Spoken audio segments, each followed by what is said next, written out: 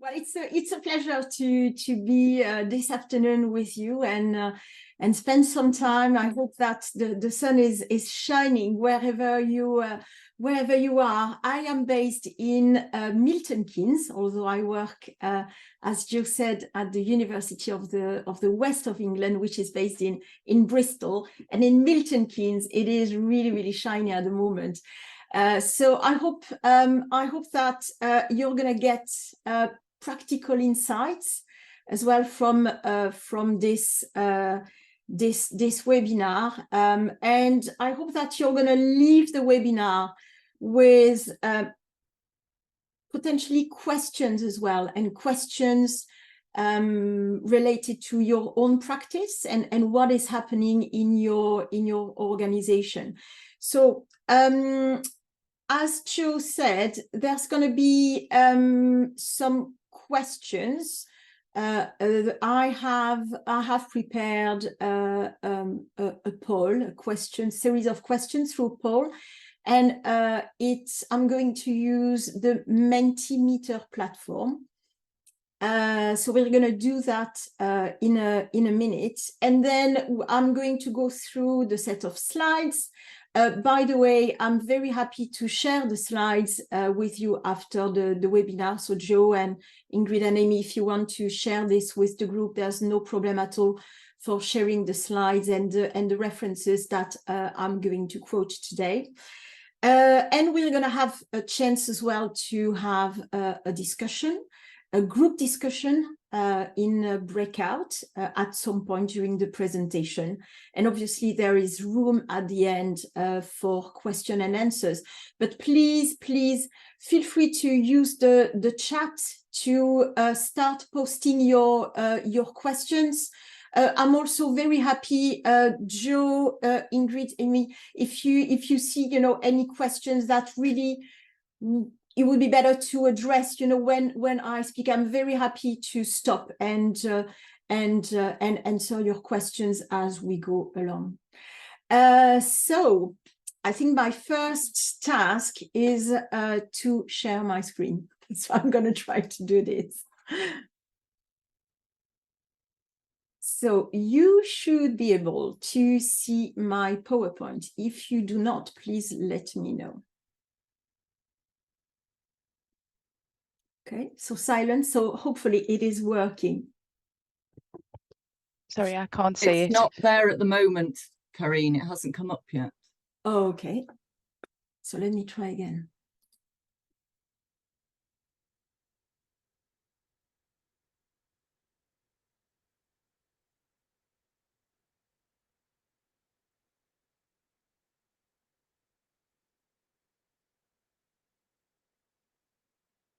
Okay.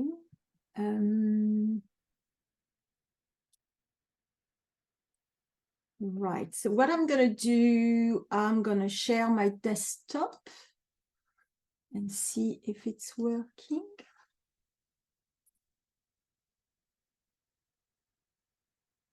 Okay.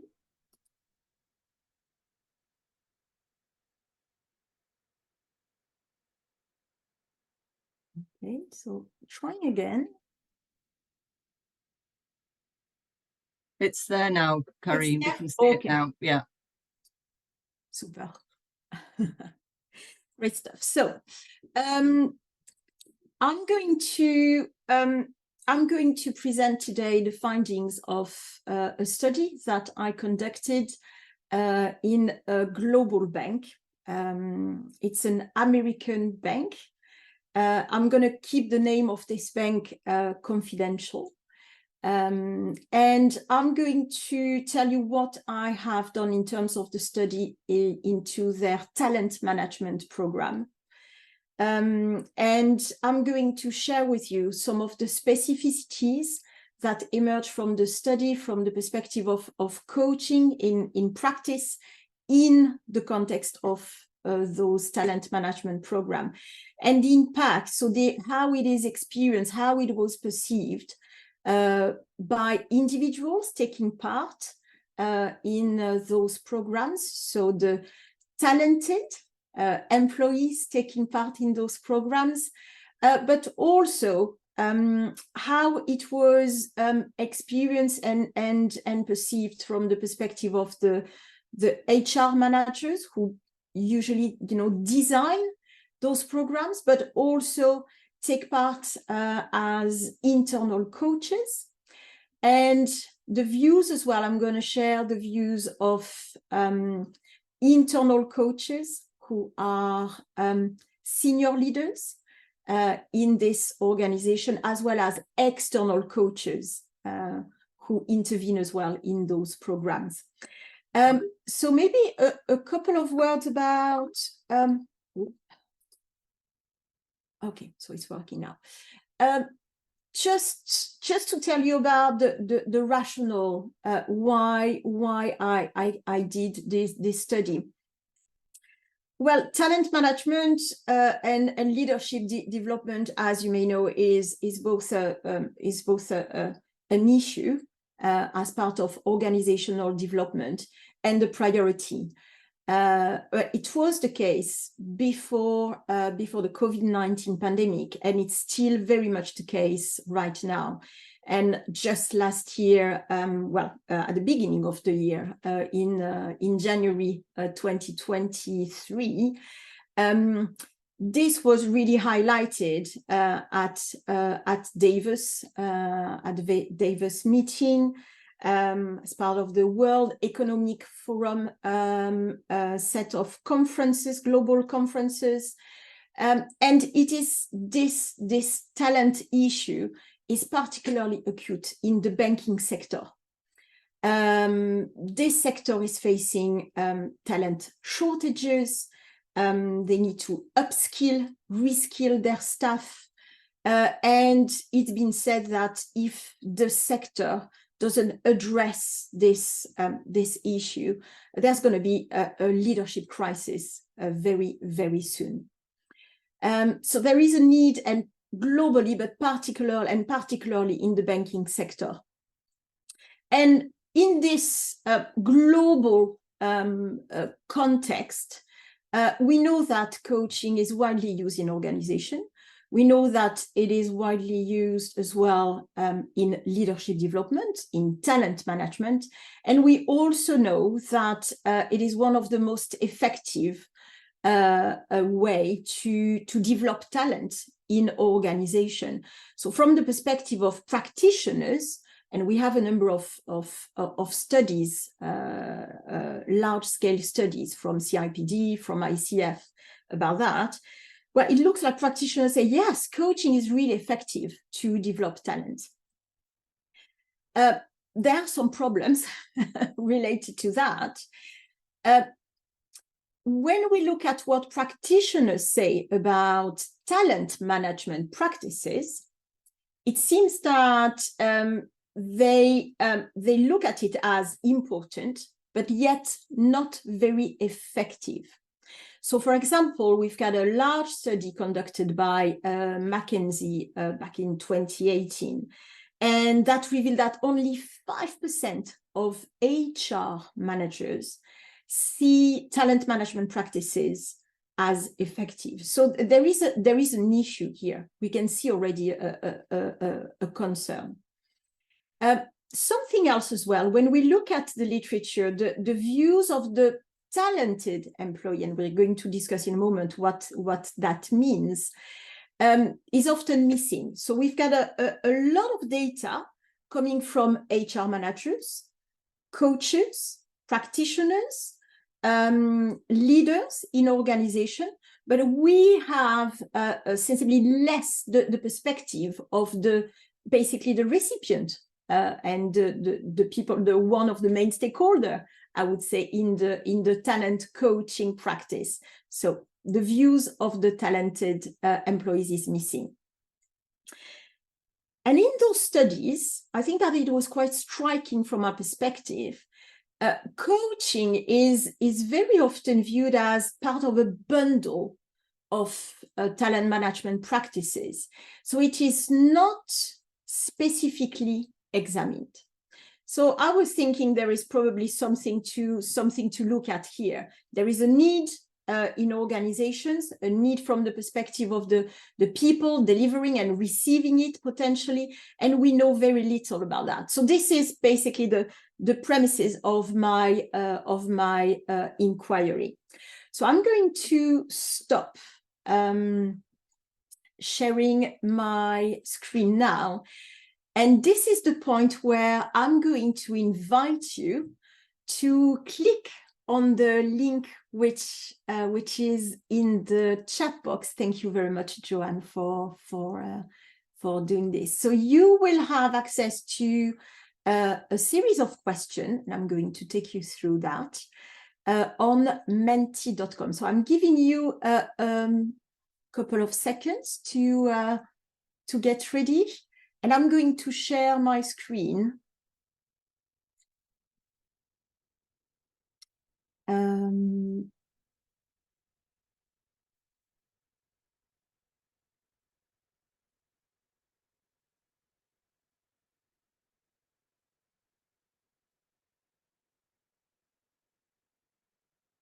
So I'm sharing this screen, and you should be able to see the results. And I can see that already a number of you started to participate to this poll. So thank you very much. So my first question is, what about you? Do you work as a coach or as a mentor in a talent management program? So I can see some people yes, some people no, about half, which is okay. Giving maybe a couple of seconds to...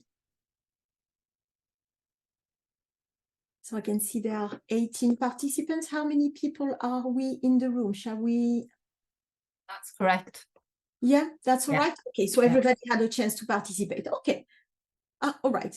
So 11 and 8. Lovely. Super.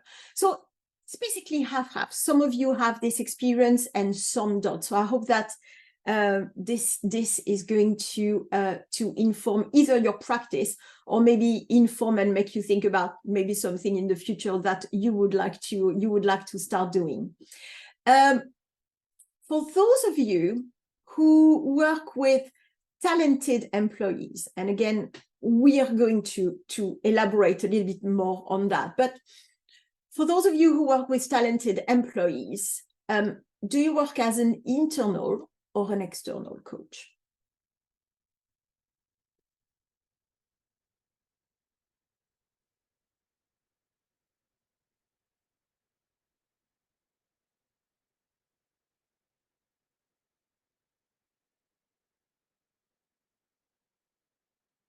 Thank you. So I can see that most of you are working as an external coach or mentor, and some of you as an internal coach or mentor.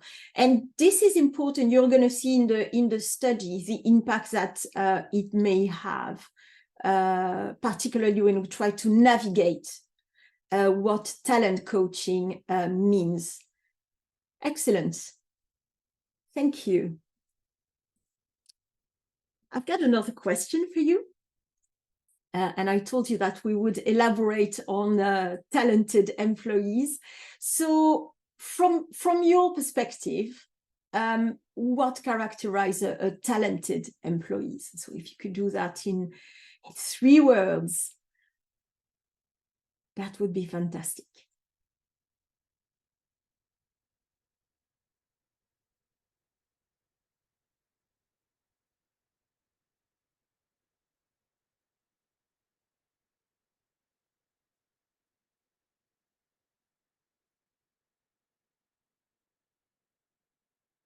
Thank you. So I can see already some answers coming in. Yeah, the word potential, high potential, the ambition comes in quite strongly. Self-development, the engagement, the committed aspect.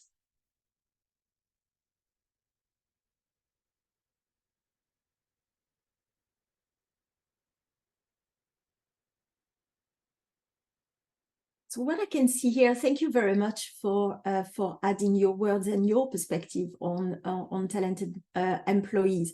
So there's a lot of things around the ambition, the potential, high potential. There is a commitment. There is a drive as well. I can see that there is a drive towards development, self-development, using self-reflection. There is something around learning aspects, the self-awareness as well. So that's really, really interesting to see.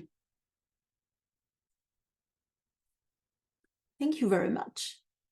By the way, if you want the result as well, I'm very happy then to share them with you afterwards.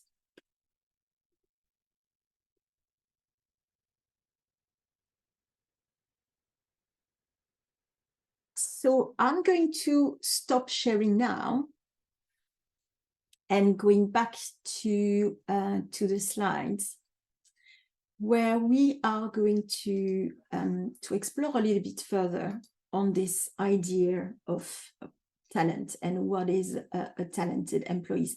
So can you see the slides now? You should be able to see the slides.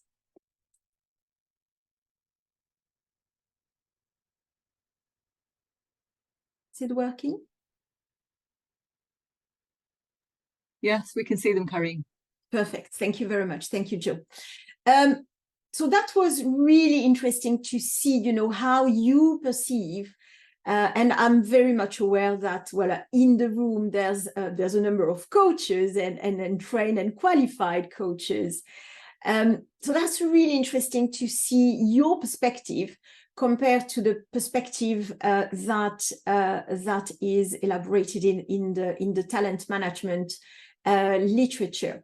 So one thing that is important, I think, is that there are many different definitions of talent in the literature and in practice. So I just want to share here 4 different approaches to define what is talent in the workplace. So talent can be seen from 4 different perspectives. One perspective is to define talent as an elitist approach or as an egalitarian approach, as opposed to an egalitarian approach.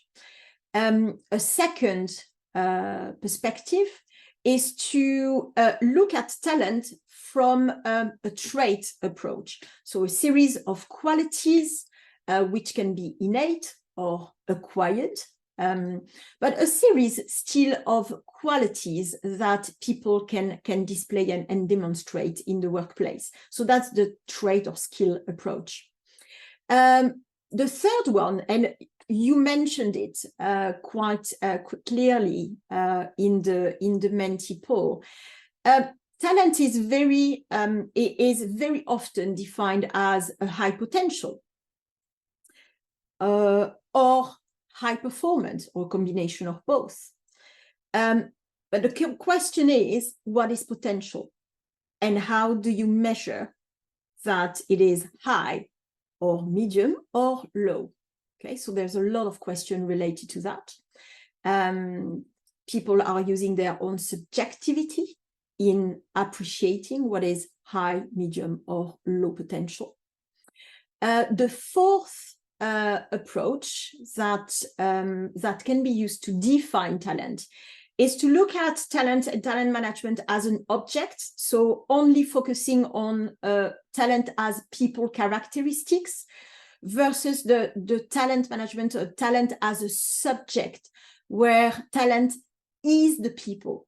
So talking about, and it can be really seen in organizations' discourse, if we pay attention, where talent are people. Who is talent?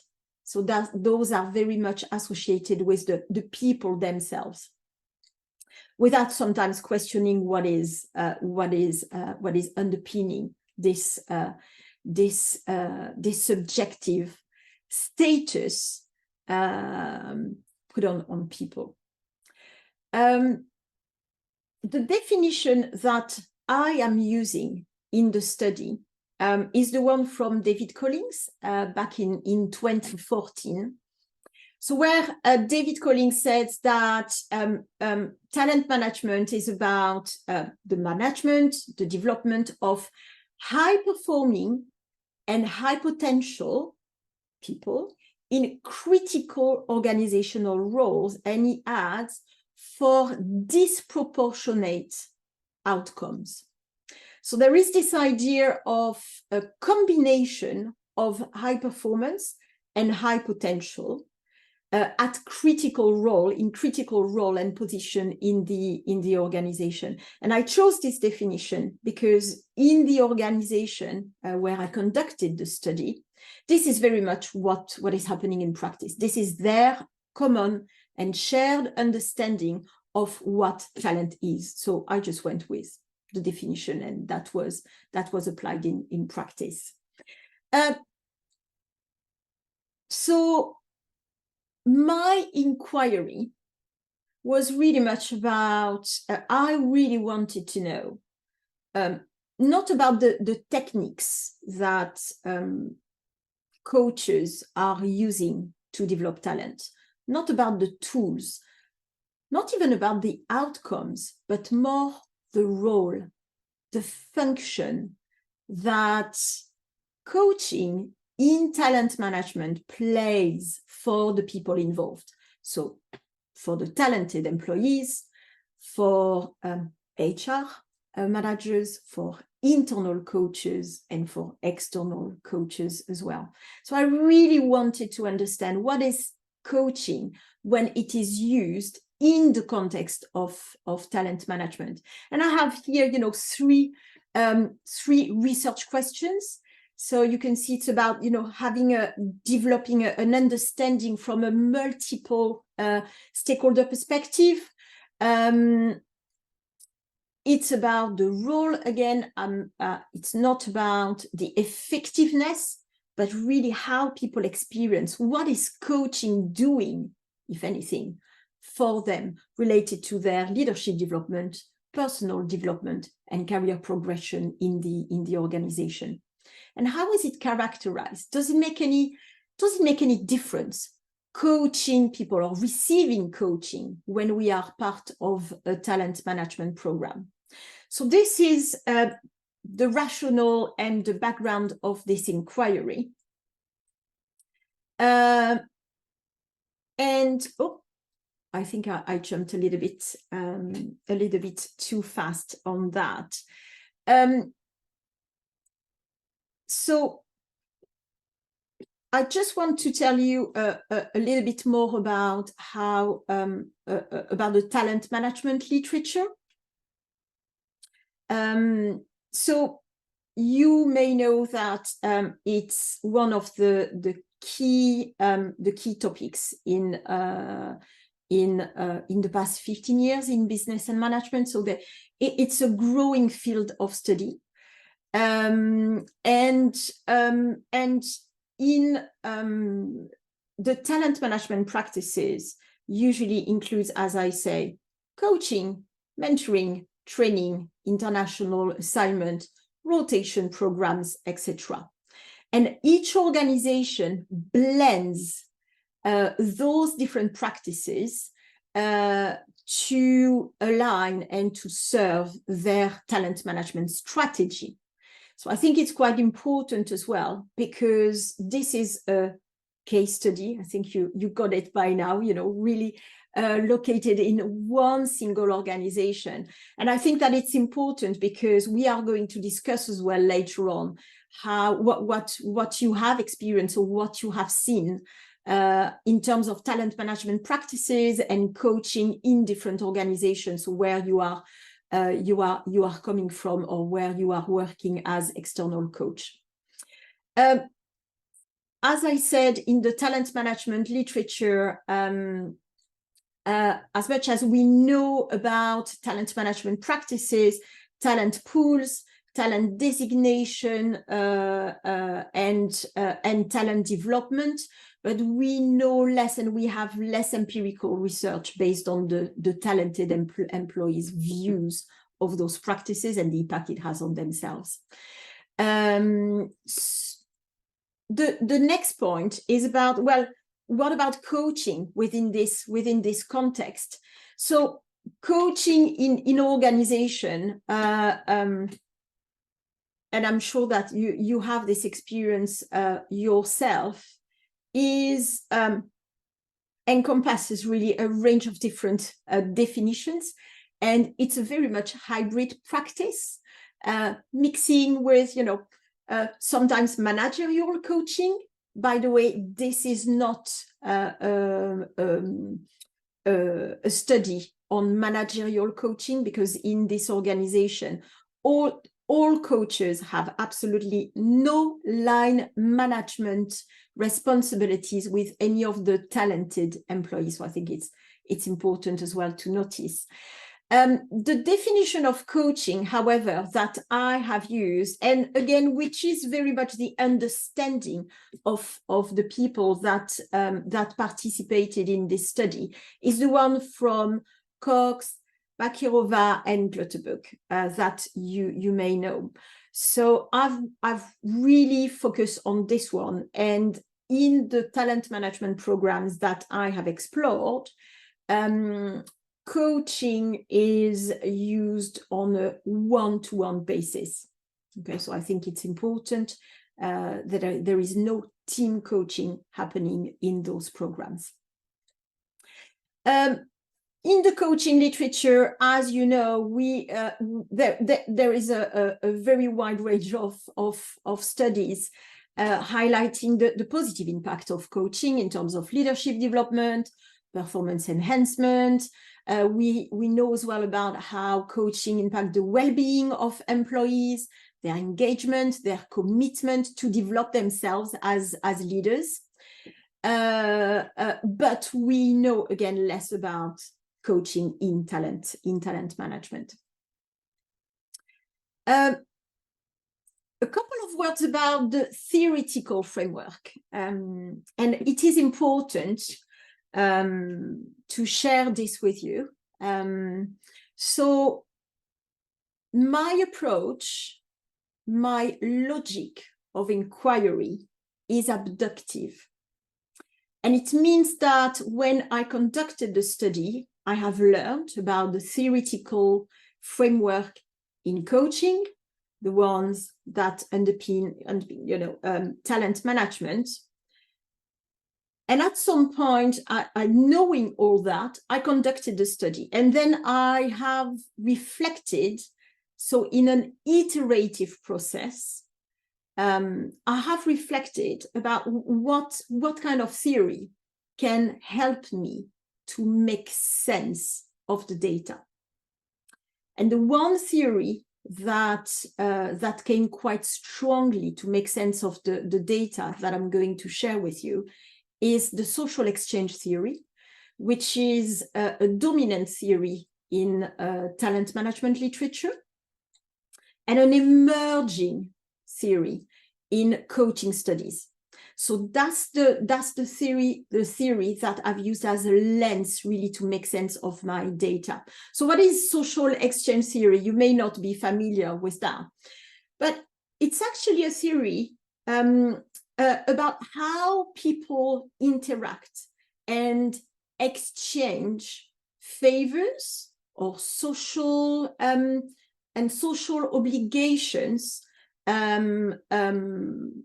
a long time, so in a period of time. So it says that people gain and make exchange, so two parties gain and make exchange from an interaction and a relationship. And this is the reason why, because there are some mutual gain, this is the reason why this relationship goes on and continues, as long as, you know, there are sufficient gains in this relationship. So this is what I have used. You have here a theoretical framework from the two fields of studies that I am reading here with you. So the talent management, which is underpinned by a resource-based view, human capital, institutionalism, in addition to social exchange theory, and coaching, as you know, underpinned by adult learning, andragogy, psychology, and HR development. And I'm adding here the psychological contract. You may be familiar with that. So psychological contract is a concept derived from social exchange theory. And it focuses on the employee-employer relationship. So the gains, the mutual gains and mutual, the reciprocal duties and expectations emerging in an employee-organization relationship. I think that maybe we should look at the chat. Is there any questions so far?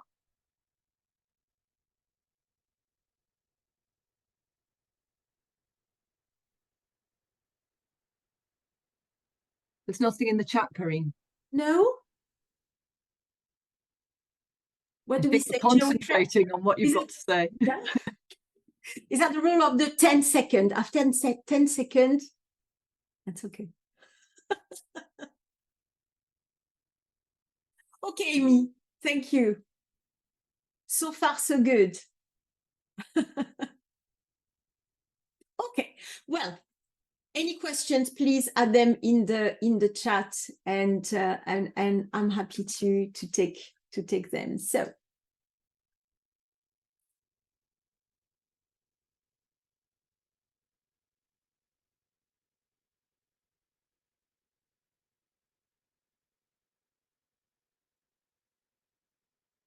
So moving on with what I did. So you understood already that it is a single case study. It is a qualitative single case study from an ontological and an epistemological perspective. I am a social constructivist researcher. I'm an interpretivist. And as such, I believe that there are multiple truths. And what is important to understand the phenomenon is to gather the multiple perspective and how people make sense of their experience. So when I came with this inquiry, I was quite sure that I really wanted to interview people in this organization. And I conducted a series of preliminary meetings and conversations with HR managers, the head of organizational development in this organization, large organization, really to construct with them the sample. So who would I interview, and how does that make sense in the context of this organization? So just a few words about this organization. Context is important, both in coaching and in talent management studies. So this is a one bank. It's an American bank. And I focused on the 4 talent management programs, so all of them, which include a coaching element. And I focused as well on the EMEA region, so Europe, Middle East, and Africa. So again, it's part of the structure, how the organization is structured. So I focused on that because otherwise the potential number of participants would have been too great for this study. Well, however, it gives us a good opportunity to invite as well multiple perspective, which was my objective. So I conducted 30 semi-structured interviews, and I invited the talented employees who have taken part in one of those 4 programs. I will tell you a little bit more about the programs in a minute. And the HR managers, as I said, the internal and the external coaches who are taking part. Again, and I think it is important, so I just want to stress that again, no coaches have line management responsibilities with any of the talented employees who are taking part. I think it's important because otherwise we can mix with some studies related to managerial coaching. So this is not at all about managerial coaching. A few words as well about the internal coaches. So I know that in the room there are some of you are acting as internal coaches in your own organization, which is interesting. And I really look forward to hearing more about your views. But in this organization, the internal coaches are very senior leaders. So if you are familiar with the denomination of jobs in the banking sector, they are operating at managing directors or director level. And it means that they have a lot of responsibilities, and they are powerful in the organization, and they are very influential. Okay, so I think that's important for you to understand as well, some part of the findings. So this is the repartition. You get an idea of the data and who participated. So you can see from the programs that I have included talent management programs for junior leaders, senior, middle managers, and I included as well one program dedicated to senior women, transitioning from managing director to CEO level, because it's part of what they offer, what the organization offers in EMEA. And I conducted 2 rounds of interviews. Because after the first round and preliminary analysis, I had more questions. So I had more questions, but particularly from the perspective of the talented employees and the internal and external coaches. So this is why I conducted 2 rounds of interviews. Quick overview of the programs. That's interesting because you can probably compare as well with your own experience of talent management and coaching in organizations. So look at the length. They are quite short. We are looking at programs that last around 6 months maximum, so between 3 and 6 months.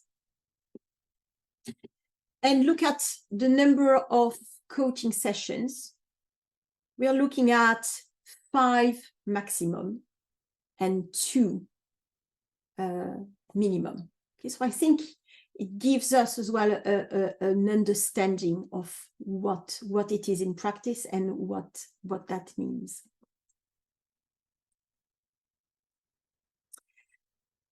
So I'm going now to share some of the findings.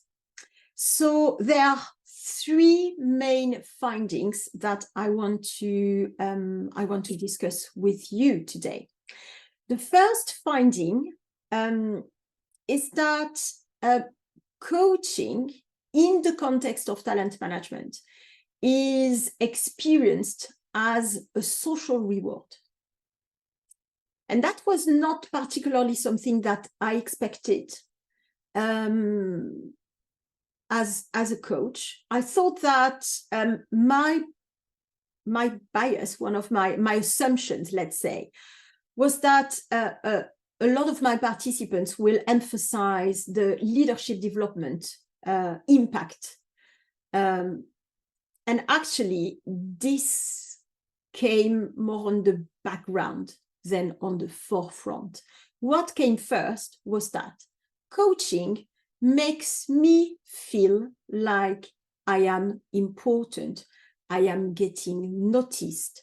And as you can see here, there is a quote from Emma. So I feel a bit of love. I feel they want to spend time, they want to spend money on you. You're not completely unnoticed. You are being recognized, rewarded. So it is very much experienced from the perspective of the talented employees as a very, very gratifying career event. So that is something that they remember. It is also experienced as a rite of passage from leaders transitioning to managing director level. It's really being part of the club. And as such, it is experienced as a symbol of high status in the organization. It enacts the talent status. So when people join those programs and receive coaching as part of those programs, they make sense of this experience by telling themselves, that's it. I am a talent. I am special. I am perceived as high performing. I'm perceived as has potential and so forth. So that's the event of coaching, which really makes sense for them to in this sense. So that's the first one, first finding. The second one, so coaching is instrumental from the perspective of the organization. So there is an organizational agenda in using coaching, deploying coaching as part of talent management programs. This global bank has a very command and control type of leadership, very traditional. And in terms of organizational development, there is an understanding that to compete at a global level, to attract talent, to retain the talent, they need to move away from this command and control, very traditional and managerial approach to leadership. So coaching, talent coaching, is used as a catalyst for leadership change in the organization. The first aspect, and that comes from as you can see, the head of organizational development. So it says, but coaching is used to broaden the leadership repertoire of managers.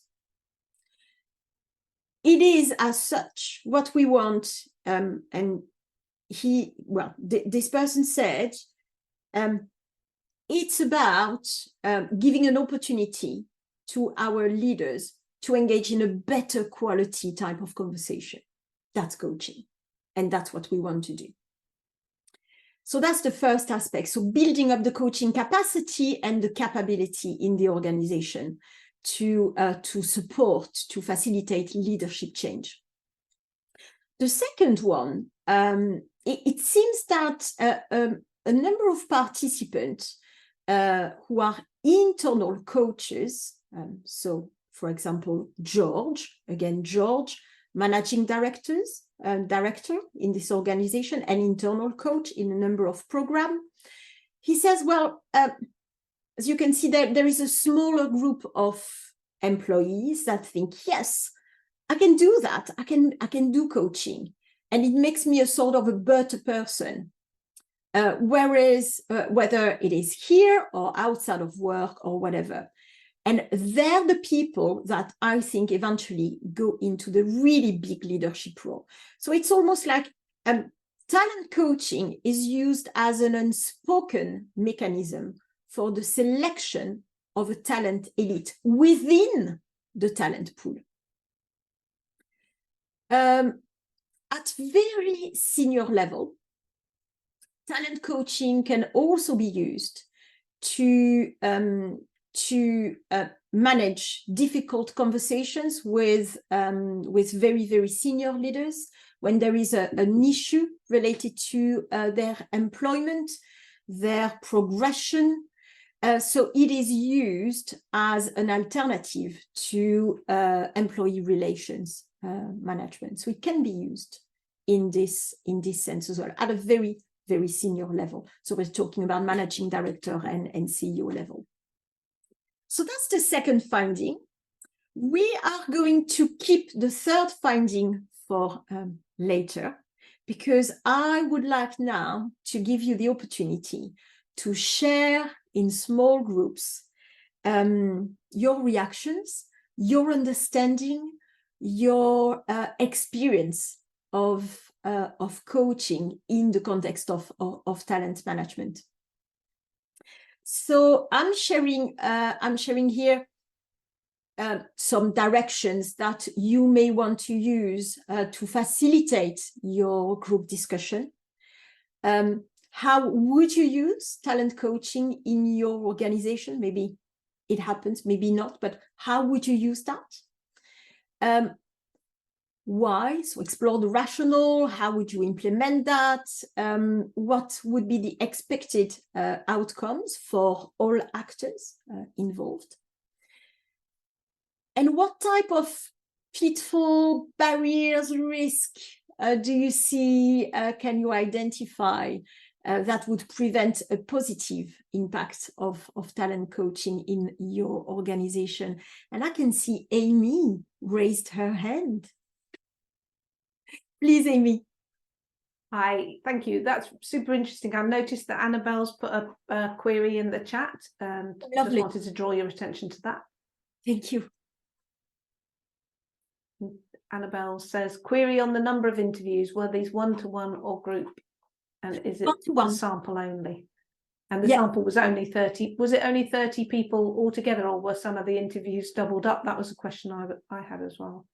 Yeah, thank you. Okay, so let me go back so I can explain this with maybe the visual. That's easier. So so there are 30 interviews in total. And all the interviews were one-to-one. And it is important because it was very important that people could really and express themselves as freely as possible. And importantly, from an ethic perspective,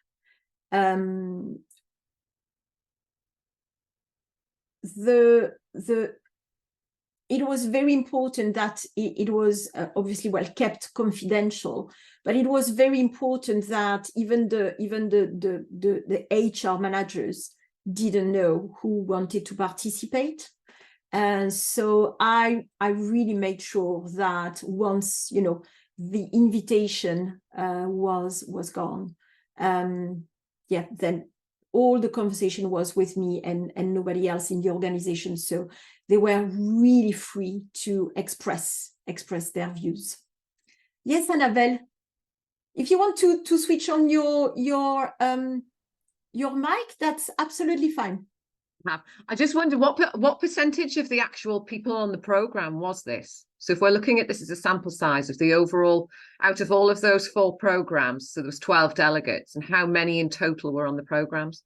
Yeah, so that's a good question. Although this is not a quantitative analysis, and I'm not pretending that this can be generalized through the whole population, including, you know, in all talent management programs. So remember that my focus is really on exploring the experience of people. So from a qualitative perspective, there are this organization operates with a very selective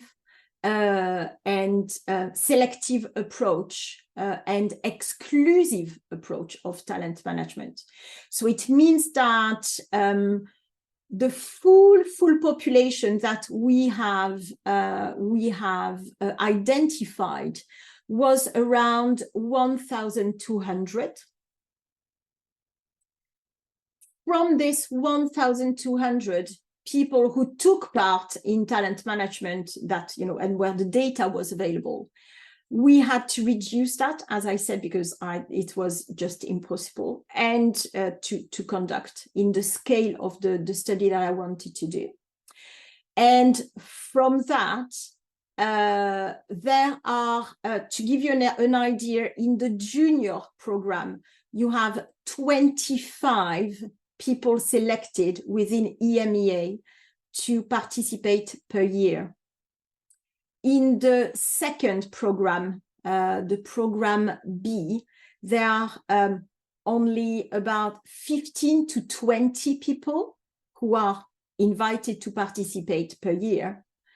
The consumer one is a little bit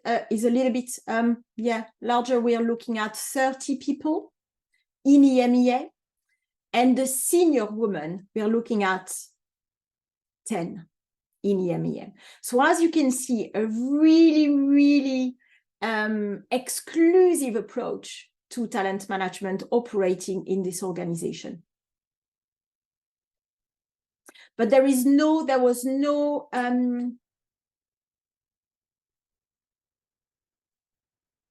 my objective was not to make it representative of the population. My objective was really to get the insight from those people, wherever they were in their career progression and whatever the program they were involved in.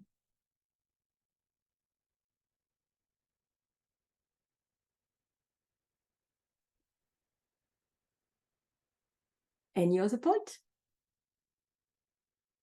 Questions?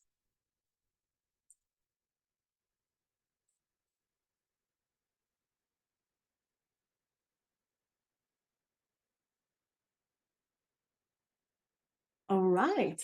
So I'm going to invite you now to discuss in small groups. So I think that, Joe, you... Yes, I can invite people to join. Offered to help. Yes, I can invite people to join a breakout room now, if you're ready. Fantastic. So how long would you like them to have? So we give ourselves 12 minutes. So we have time for the third finding. That would take us to, yes, that'll take us to 20 to 2 then. So we'll probably have to drag you rudely back from your small group discussions in 12 minutes. See you shortly. See you later.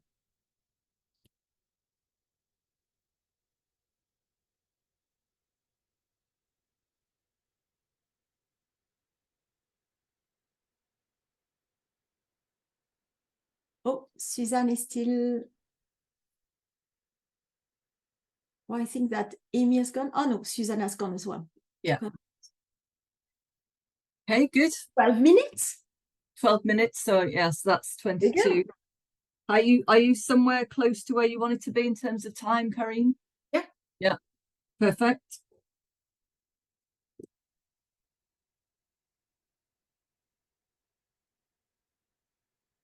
Perfect. Should we pause the recording for a few minutes?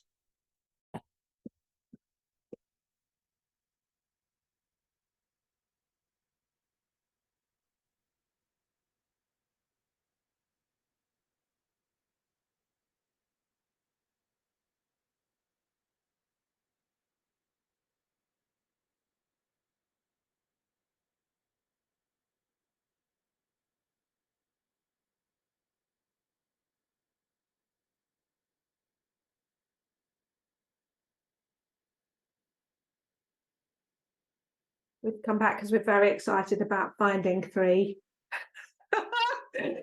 We want to know, does it match what we've been talking about? Not to put you under any pressure there, Karine, at all. What is finding 3?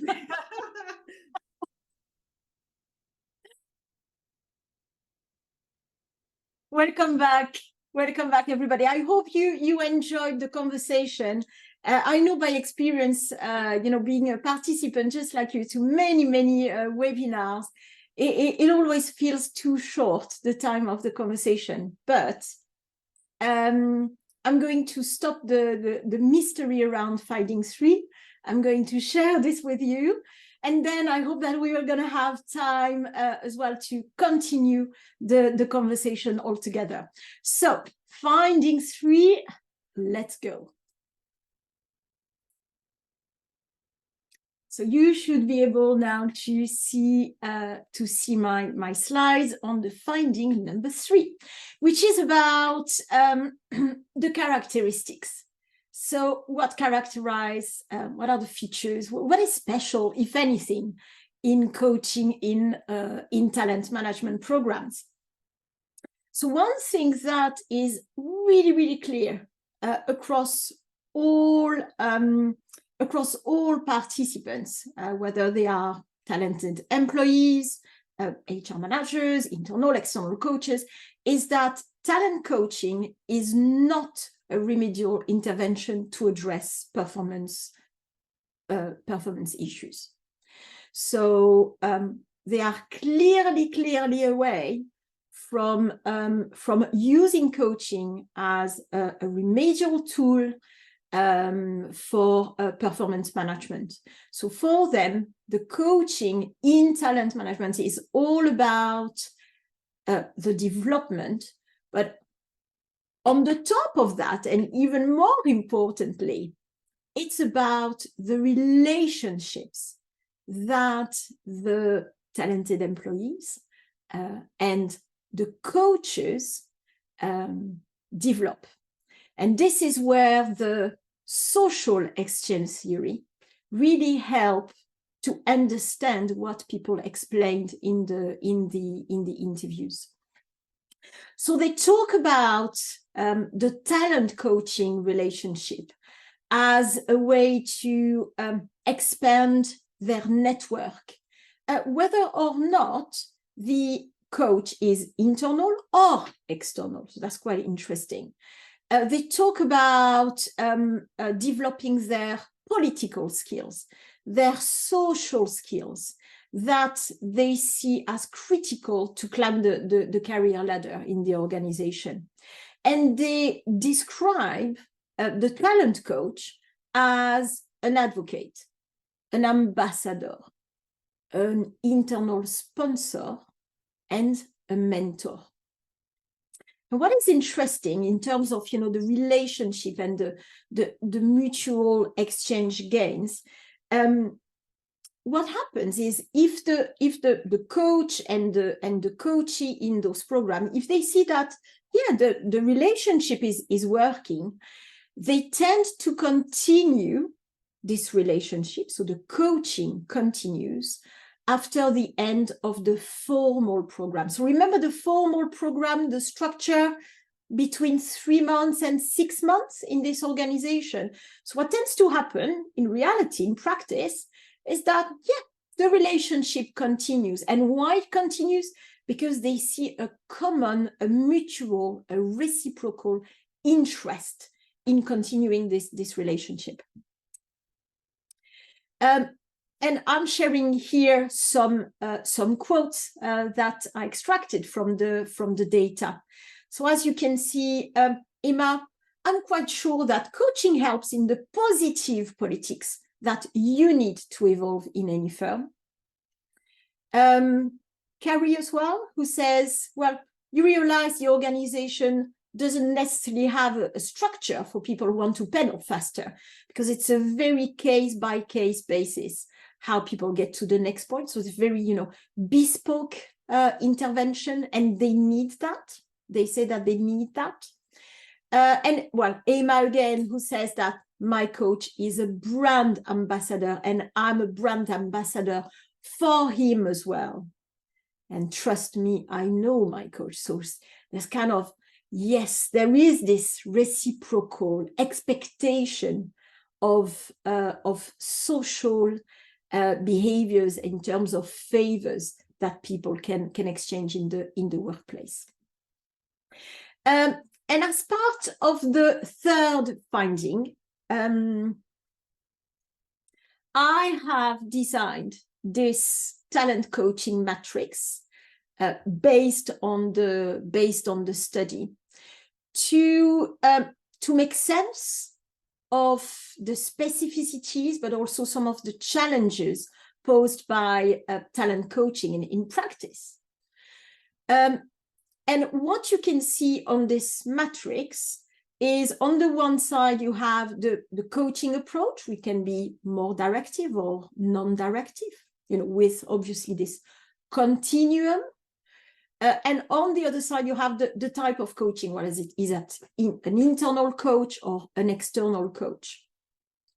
And I've tried to make sense as well of the career stage of the people, because they have different needs according to their career development and where they are, at which stage they are in terms of experience as well in the organization. So from a junior perspective, let's start with the juniors. The juniors, when they have an internal coach, they expect sponsoring. This is really what they want, and they need sponsoring. If and when they have an external coach, they expect something that is more instructional, more feedback, maybe based on their psychometric test, feedback on their CV, presentation skills, communication, and so forth. Okay, so those are the key two aspects. At the core, as you can see, whether they are junior, middle, or more senior people, mentoring is an important aspect.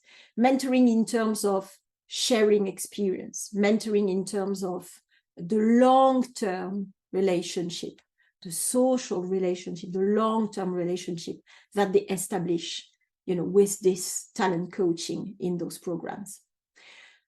From a more senior perspective and at a senior level, when the coach is internal, they expect a strategic partnership.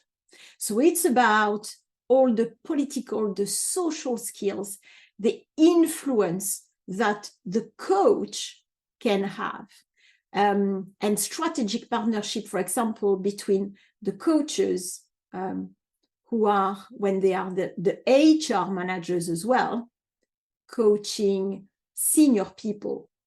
So that's, really establishing this strategic partnership in the program, and obviously after the end of the program. And when senior people have an external coach, they expect a very non-directive coaching approach. They want to be challenged. They want to explore the coaching relationship from a more dialogic approach. And sometimes they need a mediation. They need the external coach to act as a mediator. So that was the extra nugget as the third finding. So the talent coaching matrix.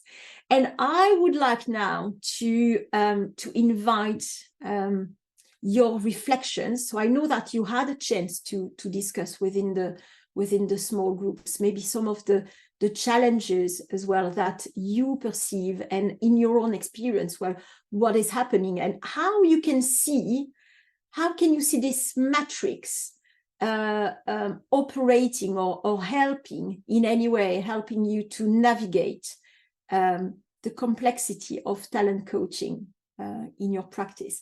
So I'm going to open up open up the conversation with you now, and very happy to have feedback, questions, comments. Stop sharing a minute then, Karine. Yeah. Here we go.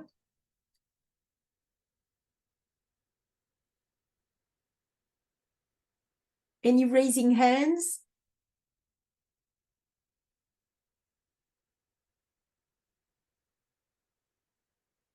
Yes. Yes. Mel? Well, I'll start off. Thank you so much. I think then in our group, we had a really interesting discussion about language and sector and the word talent.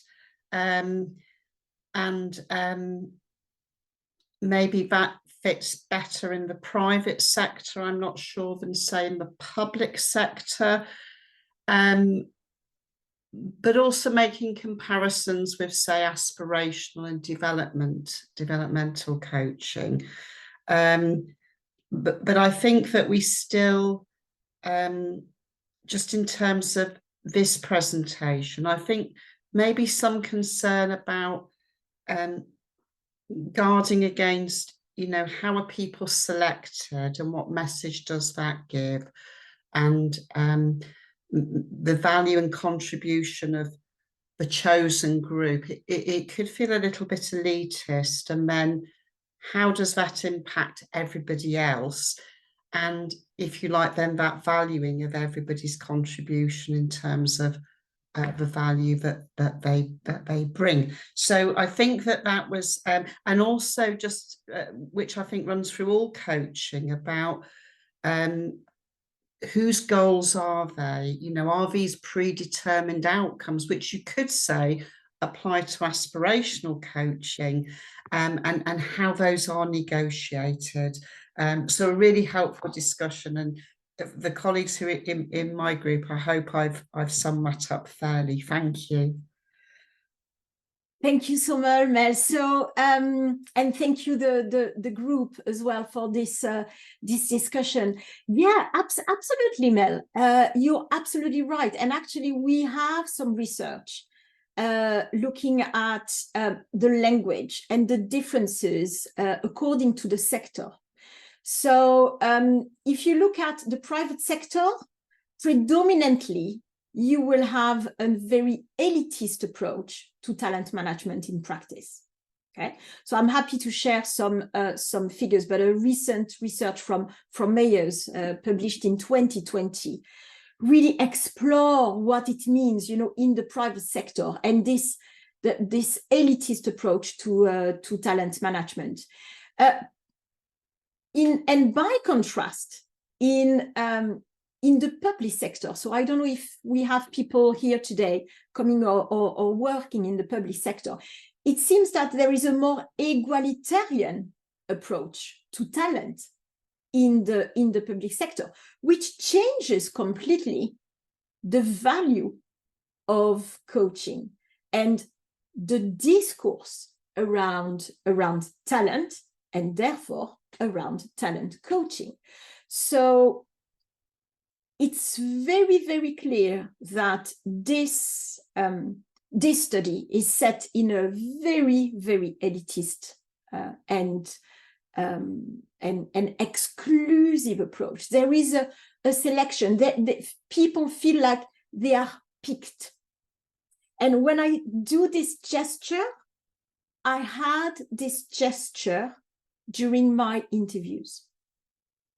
So that's really, really interesting. People are using this. They are using the language, they are being picked, and they are using the gesture as well to accompany this language, this use of the language. And it obviously has an impact. So if you look at the impact of talent management, so I'm not looking at coaching because there's no research to date looking at the impact of coaching when people are not being coached. And it is a challenge. It's difficult to go to people saying, oh, you're not being coached, but what do you think about coaching? Well, actually, maybe we should start really, you know, looking at what is the impact, particularly, well, as you know, since we're trying really as in the profession to democratize our interventions in organizations. So that's really interesting. How is coaching seen when people do not receive it, when people do not benefit from it? And we know that the term talent, whatever the definition, has a strong implication on talent management practice. So there is a very recent empirical study conducted by NUCAM in 2022. I'm happy to share the research on that. And there are strong implications as well about the employees' reactions towards talent management.